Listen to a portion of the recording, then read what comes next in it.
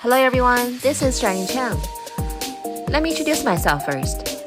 I'm a grade 1 teacher in an international school, SMIC, in Shanghai, China. Today I'm going to talk about two surveys that I created. The first one is integrating technology into lesson plans and classroom. The second one is getting to know you, my dear students. In these two surveys, I'm going to go through the questions and the responses and tell my reflections and my conclusion. Integrating technology into lesson plans and classroom. Let me introduce the participants in this survey. There are two grade 1 homeroom teachers, one grade 3 homeroom teacher, and one grade 5 grade leader. Now let's look through those 10 questions. The first question, what technology do you use in your class when instructing a full class? I found that the most of them use standard applications, which is projectors or PowerPoint. Some of them use the video, audio, or iPads, and there is one teacher also used the ClassDojo, YouTube, or PowerSchool.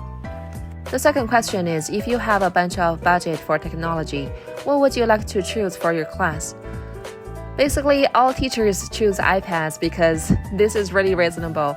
In our school, we don't have right amount of iPads for the right number of students. The third question, I found the most efficient technology my coworkers think are projectors and the laptop.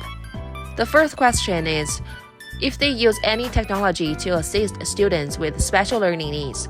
Unfortunately, at SMIC, we don't offer the special education service for the kids who need it. So basically, all my coworkers choose no.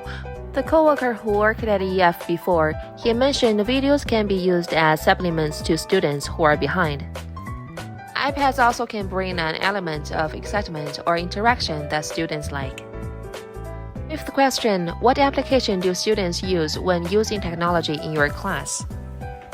All of them choose RaseKids for reading, and IXL for kids to do the quizzes and they can win the rewards, which is highly motivated them.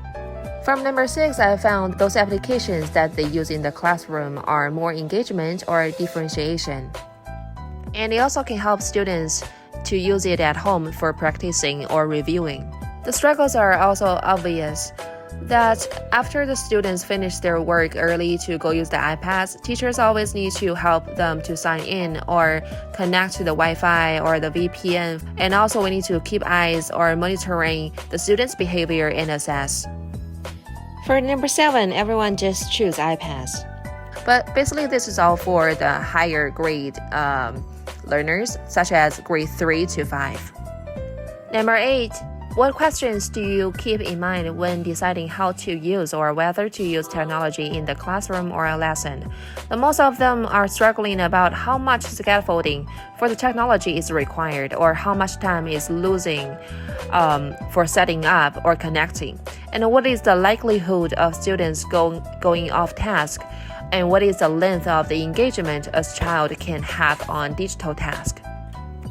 Number 9 is an easy question that everyone chooses PowerPoint to present their information.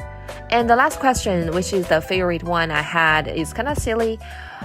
Imagine if there is one app will be invented for your class. What functions do you want and why? This question is not that serious. I just asked them to use their imagination to think about what app they can use in the future and imagine what function it can be.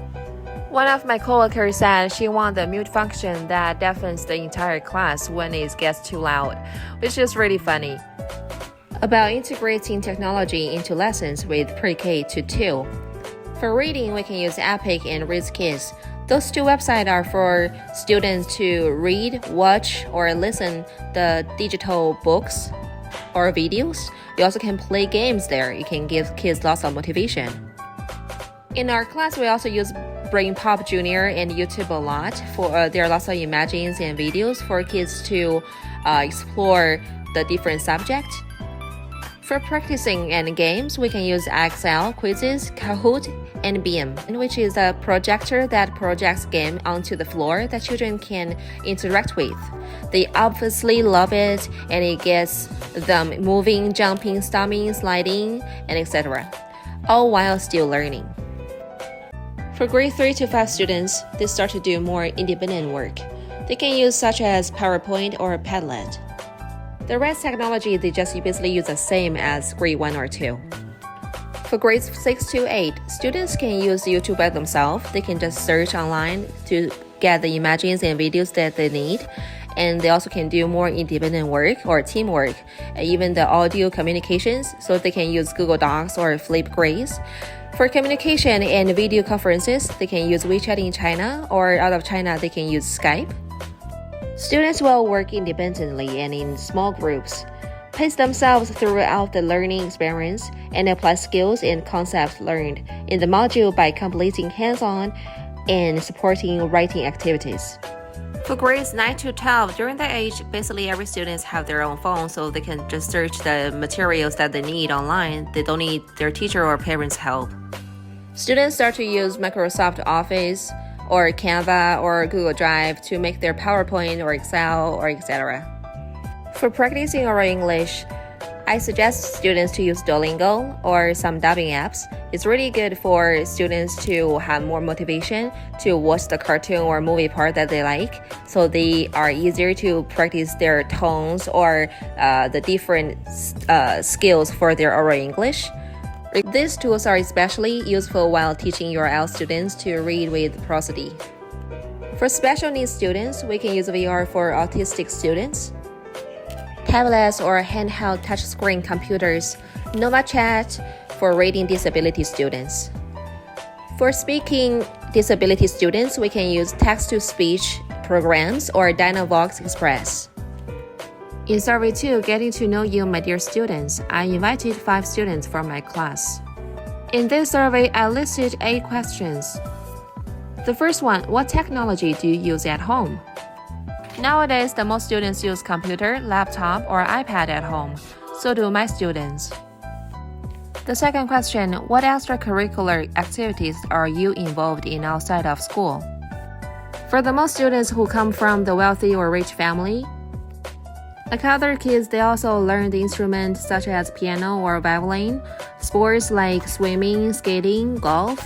They also learn the third language such as French or German. And for the fifth one, I was quite surprised by those students who all have nannies at home. They'll help their parents to clean up. Good habits. The sixth one, all of them speak Chinese and English at home, but some of them also speak Spanish or Hindi from their parents. In the seventh question, I'm really glad to know what is the biggest challenge for them in the last semester. Some of them said learning Chinese is really hard, or they can't understand the instruction of online class, or they think the idioms are so difficult, or they are struggling with the reading. This is really helpful for me to help them in next semester. For the last one, this question I want to know what else can I do for them, especially for reading and writing. So I asked, what else do you think Ms. Cheyenne can do for you in writing and reading? At the end of the quarter 1 in this semester, the requirement for their reading level is level G or F. Most of my students achieve this goal. There is one student said she wants me to help her read harder books. I'm willing to do that, and we're planning to do it. This is all I want to share. Thanks for watching. See you next time.